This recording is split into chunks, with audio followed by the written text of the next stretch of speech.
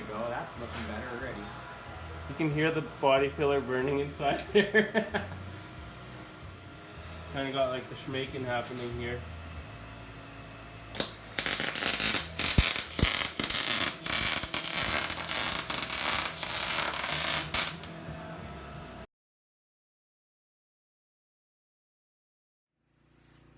Welcome back, guys and girls, to Dad's Toy Garage. We're back on Project Snake Charmer once again.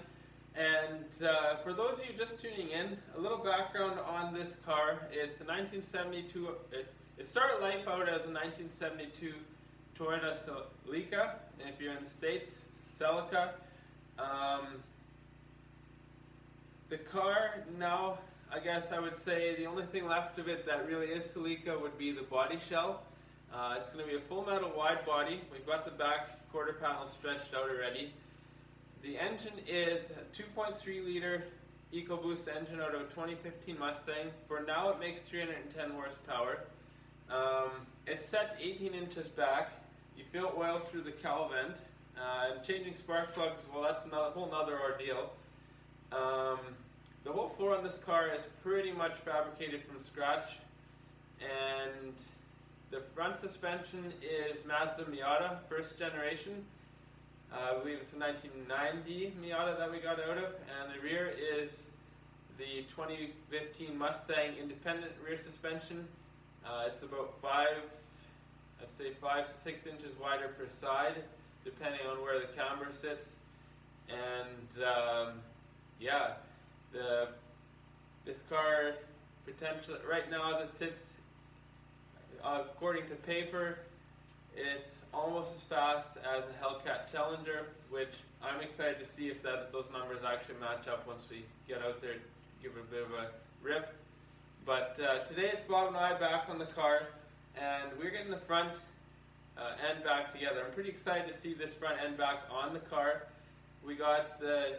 I'm getting the TRD chin spoiler mounted. We're doing some fender work, core support mounting.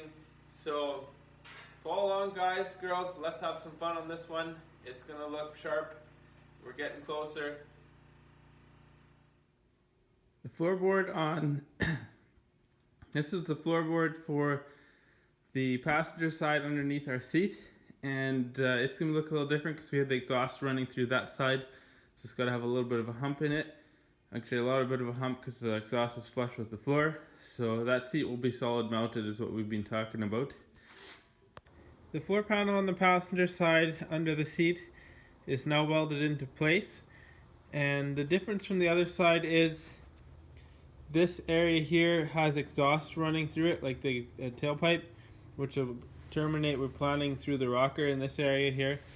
It'll look pretty cool, and so I think I'm gonna have to plate over top of that, so it'll be like a step up. We're planning on making the seat on this side fixed anyways. The other thing I've done is the back close-up panel for the box section, and then I gotta do the front now. So I got the floor done on this side. We gotta do the little bit of framework up in this corner here, but the floor is done on this side, and we've done a step up over here, and then it's just a little bit lower there, but this seat will be solid mounted as the plan. So here's another angle of the close-up panel on the floor. What are you working on there? Oh, well, when Devin was pulling this car apart, he broke a couple bolts taking off the fenders. So we're trying to drill them out and retap it. Can't quite say it's actually Devin's fault. It's pretty rusty. So I guess that's what happens when you find a car in a field or something. And so it's rusty. What's that little piece we have there? Oh, this little piece here. So what we're doing is we're trying to figure out how to give it a little more strength here, so when we mount our fenders, we have something to actually do. As you can see here, we've actually got a hole. It's very typical 70s Toyota, not? Yeah, it's typical Toyota between 70s and 80s, I think. But it's because of the cheaper metal that was used in the car. So we're gonna actually put this down here. We've actually pre-drilled it for our mounting locations, which we have to drill out here.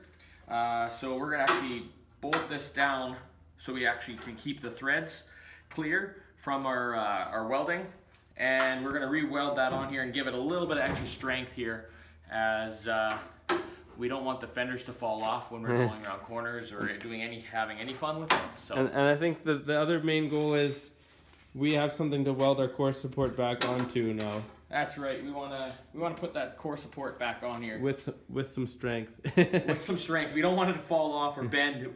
and anybody who knows TA22 Celicas knows that rust.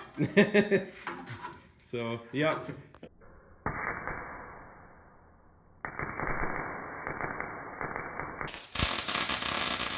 So Bob is just tacking on one of these reinforcement plates. We're each taking turns. I tacked one on, and then he'll work on his here. Bob and I got these pieces welded in. I've ground them up a little bit, and I've welded the top of the core support on. The other thing I've done is, you can see double holes. Where this hole is, used to be there. So that's your 2 inches that we moved the fender up, and kind of sits farther forward now. We got that gap that I gotta fill at some point, and now I can start fitting the front of the car. Underneath on our frame rails we've built, we gotta join that on there. We're just getting the front of the car mocked up here.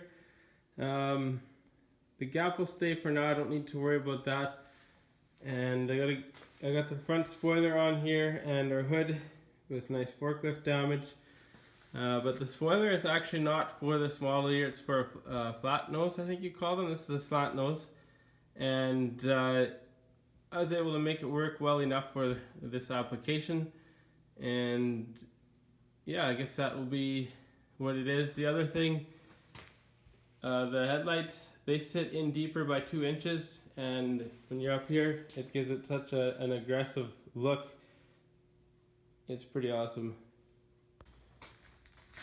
The next goal on this part of the build with getting this front spoiler mocked up is it's got nothing holding it there. So our end of our frames, I guess you want to call them frame horns or whatever, they end here and they end there. So I think I'm going to get a tie together bar, some tubing, tie it together. So underneath here of the spoiler are 1 tab, 2 tabs. I can drill a hole in there and bolt that spoiler to the framework that runs across, and that should make this a lot more solid. And then I also got 2 bolts per side where I've drilled into the spoiler with washers, otherwise you're going to crack the fiberglass. So the other thing I'd do is I might tie into this bolt here, and that should stiffen up this whole front end. My biggest concern with the movement and being fiberglass, you hit enough pylons in autocross. I mean, we've been racing 7 years now or whatever, so I tend to hit less of them, but you hit a good one pretty hard, that thing might move or bend the fenders. So I want that a little bit stiffer there to be able to take that impact a bit better. So that's what I'm going to tackle now. All the stuff that you see on the front is now solid mounted into place. There's quite a few hours of fiddling and fabrication to get it to where it's at. So I'm using the original core support top half, and the grill is still mounted the same way, real JDM with zip ties, so I don't have the screws at the moment. Where you get to the bottom now is where I've kind of had to make things happen. So on each side there's a plate welded in like this, and then to the end of our frame horns or the frame rails there's a bar going across like this, and then there is a support bolt there with the rod welded, same thing there, and then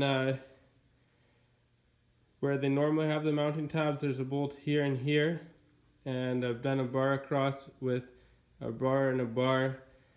Yeah, so that's not going anywhere, and it's nice and tight. The other thing I've done is this top bolt here. Yes, you can see it there, but there's so much flex it needed it. So I guess the next step will be making bumper brackets getting the bumper on there, and the corner lights will need a 2-inch spacer to bring them forward.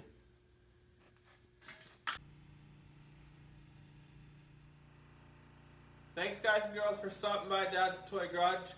Bob and I had some fun. It's good hanging out with good friends, working on hot rods. So until next time, we'll talk to you later.